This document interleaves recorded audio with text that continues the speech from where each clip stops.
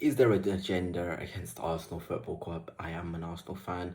I understand maybe this is biased, but I'm interested to know in terms of how other teams are sort of refereed, the sort of controversy that comes out of Arsenal. It is quite crazy, to be honest. And I'm not just saying maybe Arsenal. I've seen it with Liverpool as well, especially. It seems like every team that sort of goes up against Manchester City for the title has to deal with some sort of, I hate to say the word, maybe corruption. I do feel like it's there. I always remember Liverpool in the title races with City, the Rodri handball at Everton. No clue how that wasn't given as a handball. There was other instances as well when Liverpool would play City, and you could feel that there was some sort of unfair sort of thing at play. But maybe, maybe I'm not really looking at it in the right way. But for me, when I've watched Arsenal especially, I think there's some crazy things benefiting Manchester City. And I'm not just talking about the game against Manchester City that Arsenal have just played, but also, we saw Manchester City versus Watford as well. There was a ridiculous decision to disallow a Watford goal. It's the small things like this. It's sort of like these little steps, these little things giving City a leg up. I feel like you can't do that in a league which is so competitive, in a sport which has so much money invested into it.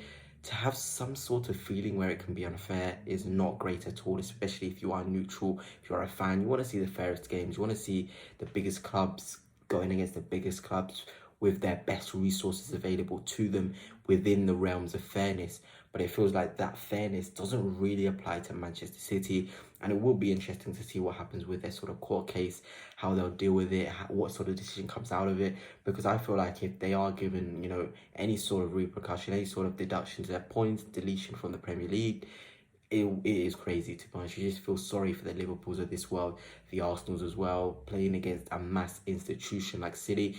And to be honest, I'll be honest, in the past when I used to see City versus Liverpool, I would support City. And I now get it, going 1v1 against Manchester City, how hard it actually is. You're not just playing against Man City, you're playing against referees, you're playing against, you're playing against so many things before you're actually playing City. And when you have that, it becomes nigh on impossible. And it's why they've won 4 in a row. And I'm not discounting, City having brilliant players, because they have brilliant players who can change games, and they deserve to win it on the basis of how good their team actually is.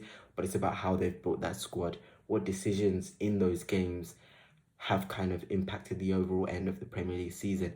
All of these things are, sort of important in the end. If we aren't addressing them and we aren't really seeing them as issues now, you can just imagine how unfair the Premier League can actually get if we let City keep on getting away with it.